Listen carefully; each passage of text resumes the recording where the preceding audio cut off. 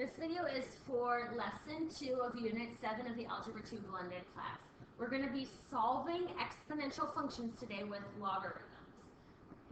So last week, earlier, I think in unit 6, we did a problem about bacteria in a swimming pool. And we were trying to figure out how long it would take until there were 3 million bacteria in that swimming pool. And we ended up with this equation. But this is kind of as far as we got. We wrote 3 million equals 1,500 times 2 to the t. Now remember, 1,500 was the amount of bacteria we started with, and we said the number of bacteria doubled, which is why we have a growth rate of 2 every hour. Now, I'm going to tell you that that equation is equal to 2 to the t equals 2,000. Well, why is that? Let's think about how we solve the equations, because that's what we're going to end up doing. If I were solving this equation on the left, I would start by dividing by 1,500.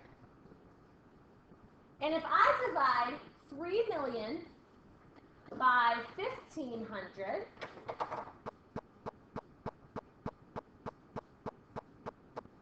I would get 2,000. So I have 2,000 equals 2 to the t. And now we would have to solve for t. This is what we wanted. But we don't quite know how to get the t out of the exponent. I can't just take the t root or anything like that. So let's figure out how this is going to work. We have a rule. At that time, we didn't have a way to solve that other than estimating in our calculator. To solve this equation, we have to figure out a way to isolate the x and undo taking 2 to the power. So we're going to learn in this lesson, in lesson 2, and then in lesson 3, how to get that exponent out, or the variable out of the exponent. We're not quite there yet, but we're on our way. So let's learn the rule here. This definition says y equals b to the x if and only if log base b of y equals x. That is the definition we worked with in lesson 1 of the inverse of an exponential. Now, I'm not going to dwell too much on the formal mathematical definition right there. I'm going to skip right to an example because I think seeing it in an example will help you identify the pattern. So it says use that definition of a logarithm to rewrite each exponential equation as a logarithm. So here's what we're going to do. We're going to make curly Q's again. So just stay with me. I know that definition's a little goofy. We're going to start with the base, the 10. The base of your exponential, and your curly Q is going to curl around towards what you're equal to, and always end with the exponent. Right? You start with the base and you curl away to end at the exponent. So if I write this as a log, we're going to write log first. We write the base that we started with, so log base 10. We curled towards the 100, log base 10 of 100, and we end with the exponent of 2. Now notice that 10 is the base, the low bottom part, in both the exponential function and the logarithmic form. Right? So what that means is it's the base of the exponent, it is what has an exponent, and it's the base, the low part of the logarithm. Also, notice that what this logarithm equals, right? So log base 10 of 100 is equal to 2. That's what the logarithm equals. Notice what it equals is the exponent to which 10 was raised. Right? So the answer to the logarithm, what will you equal? It's always going to be the exponent. Let's try this again. We'll make our curly Q. Start at the base of your exponential, curl around to end at the exponent. Log base 6, that's what you started with. You start, the next number you see is 36 equals the exponent of 2. Now again, make sure that makes sense to you.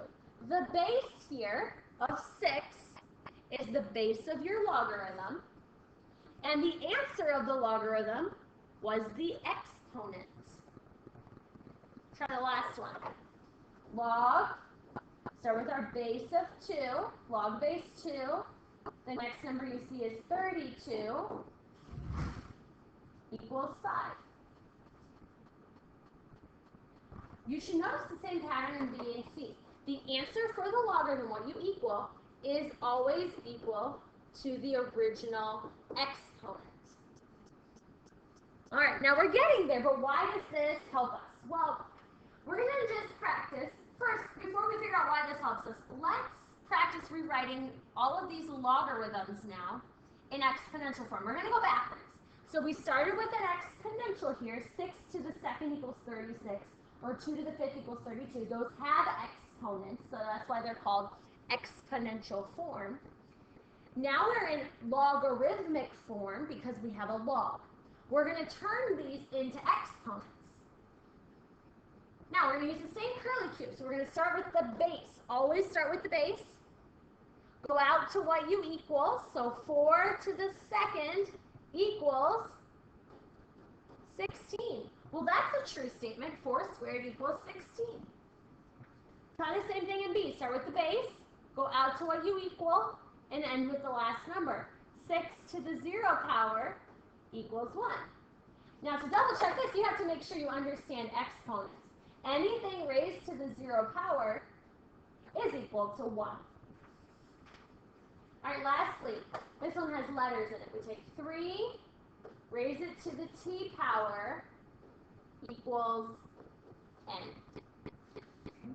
You should feel comfortable eventually, if not now, going from exponential to logarithmic form and starting with a logarithm and ending up with an exponential.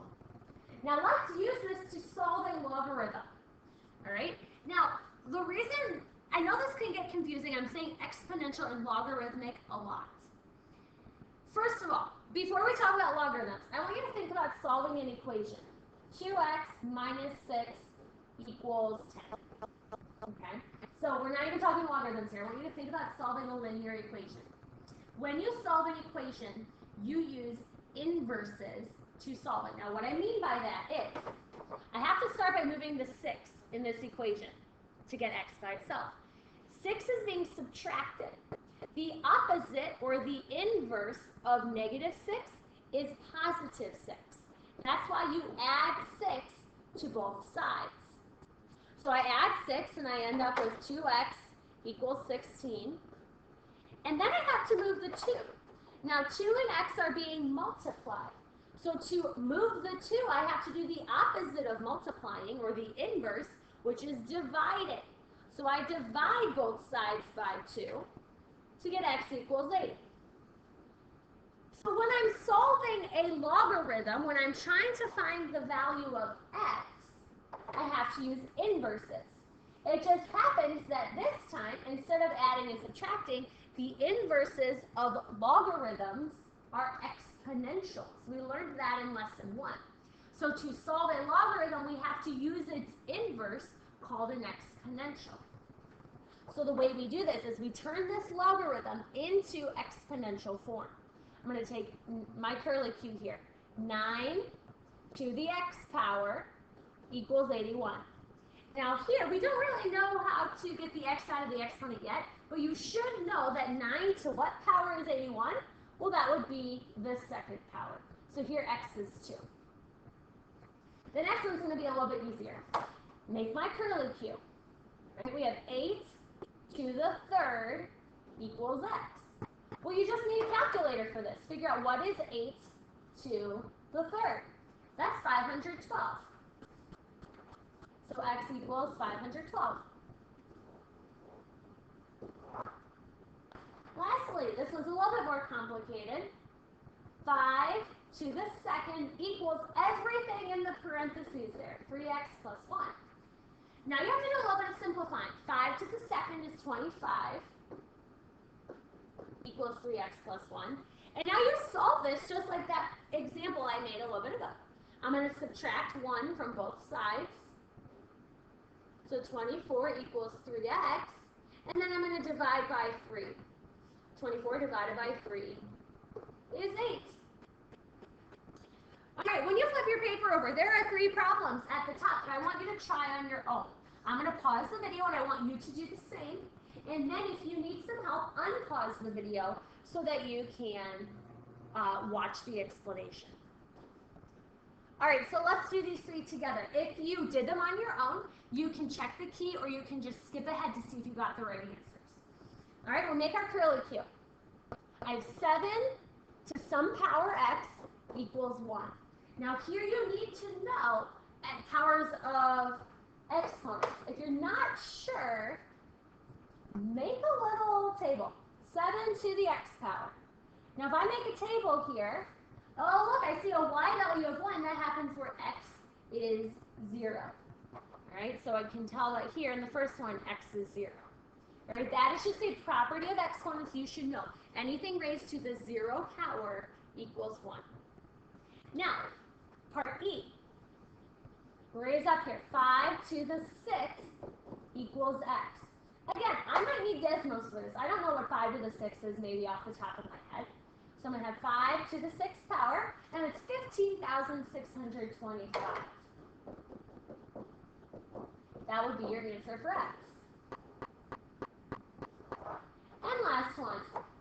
Just like the last, 6 curl around. 6 to the 0 equals 4x minus 7. Now we just talked about the fact that you need to know that any number to the 0 power equals 1. And I'm going to solve this now by adding 7 to both sides. So I get 8 equals 4x, and then divide by 4. So we have 2 equals x. That would be your final answer. All right, we're almost done with the notes here. Hopefully now you have a little bit of an understanding between the relationship of exponents and logarithms. Let's get to the middle part. Logarithms which use 10 for the base.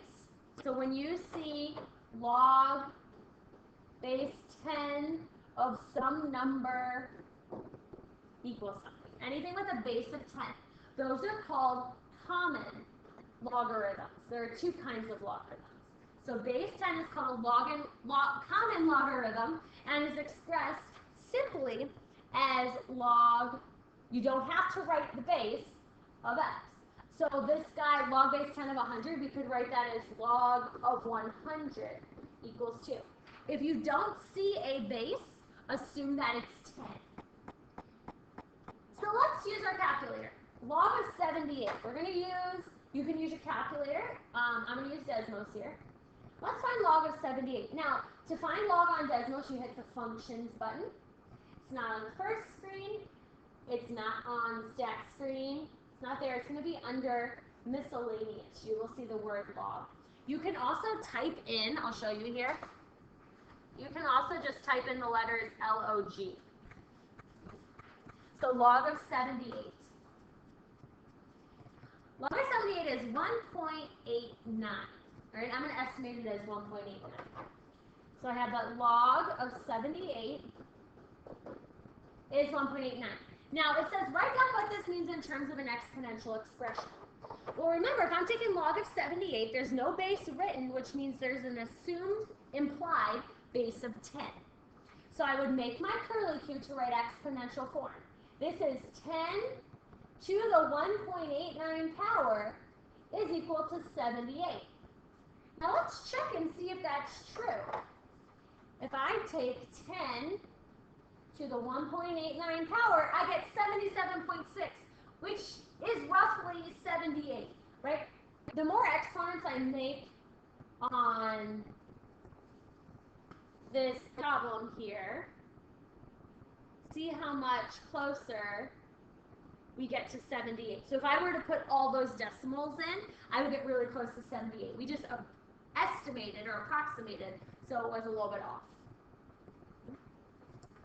All right, now, we have other kinds of logarithms. We have a logarithm that uses the base of this irrational number called e.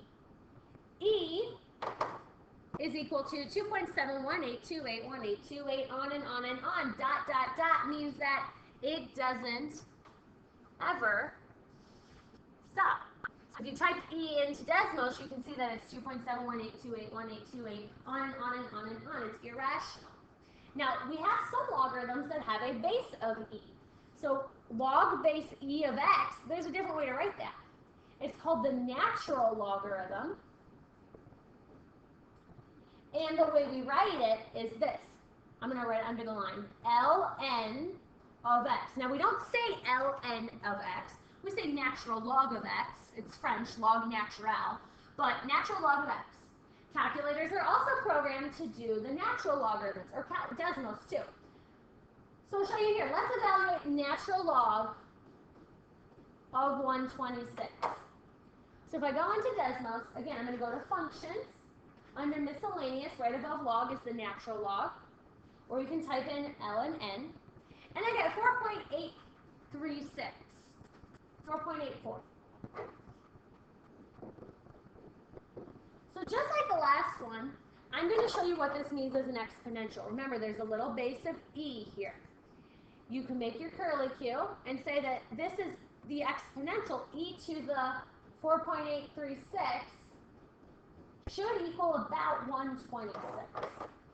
So let's try. I need e to the 1.836, or 4.836, sorry. It's about 126.9. If I kept doing the decimal here, you should see that as I type it, oops, I get closer and closer to 126, or equal to. All right, last little bit here. Let's spend a little bit more time with these natural logarithms. So we're going to write the logarithm, or we're going to evaluate, we're going to solve for x. So for a, we have the natural log of x equals 7. So we want to express this in logarithmic form. So remember, or in exponential form. Remember, I have a base of e, so if I make my curlicue, this is going to be the same as e to the 7th equals x. And you can leave that answer as e to the 7th. No need to evaluate. Over here, if I'm going to write logarithmic form, since I have a base of e, I'm going to use the natural log. If I make my curlicue, the natural log of e, which I'll erase in a minute, of 85 equals x. And since it's natural log, you don't have to put the e. You can just imply that it's natural log of 85. Last little bit, and then we'll do some practice. I want you to evaluate log of 10 and natural log of e in Desmos. Okay?